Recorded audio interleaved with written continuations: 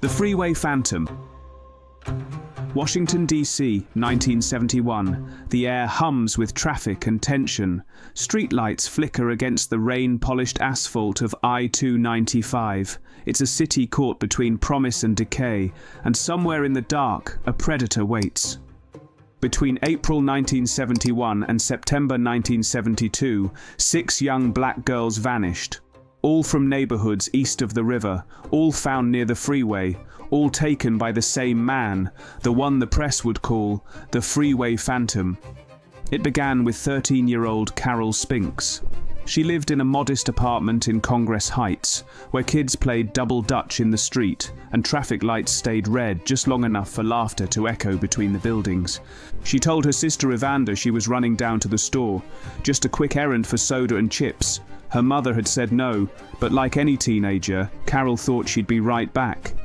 I told her, "Mama said don't go nowhere." She laughed and said she'd be right back. She never made it home. X days later, Carol's body was found along the I-295 freeway. Her shoes were clean, her clothes still pressed, details that told detectives she'd been kept alive for days before she was killed. The scene was too neat. He knew what he was doing. The city barely noticed. One child missing in a poor black neighborhood didn't make the evening news. Then, another girl. 15-year-old Darlene Johnson vanished in July. A month later, Brenda Woodard disappeared after dinner with a classmate. Each case felt like a whisper growing louder. Brenda's body was found along Route 202, and for the first time, the Phantom spoke. "This is tantamount to my insanity. Catch me if you can." The Freeway Phantom. The note was in Brenda's handwriting. We believe he made her write it before he killed her. The note was signed like a dare, taunting the police, mocking their failures. In the summer of 1972, fear spread faster than news. Mothers walked their daughters to school, gripping their hands too tightly. Kids memorized license plates, stayed off the streets. The city began to shut in on itself. If these were white girls in Georgetown, we'd have a task force by now. Our babies deserve the same protection. She was right. Most of the victims came from DC's poorest neighborhoods, and resources were stretched thin.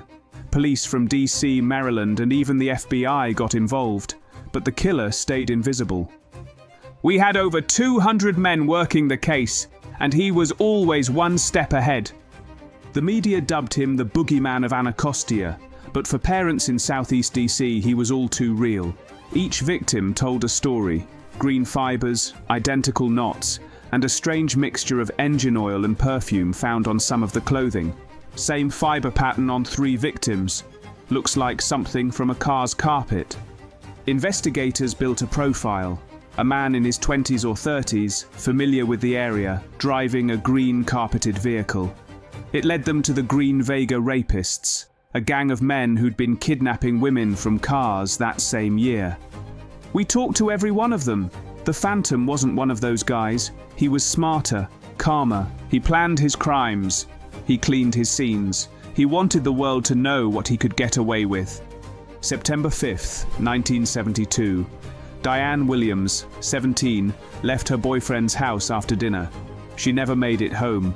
Her body was found the next morning, strangled, like the others, on I-295. Serial killers don't just stop. He either moved, got locked up, or he's dead.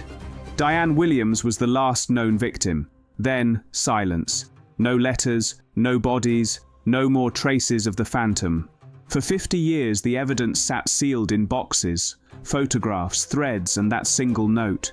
In 2019, the FBI reopened the case using modern DNA technology, but there were no matches, no answers.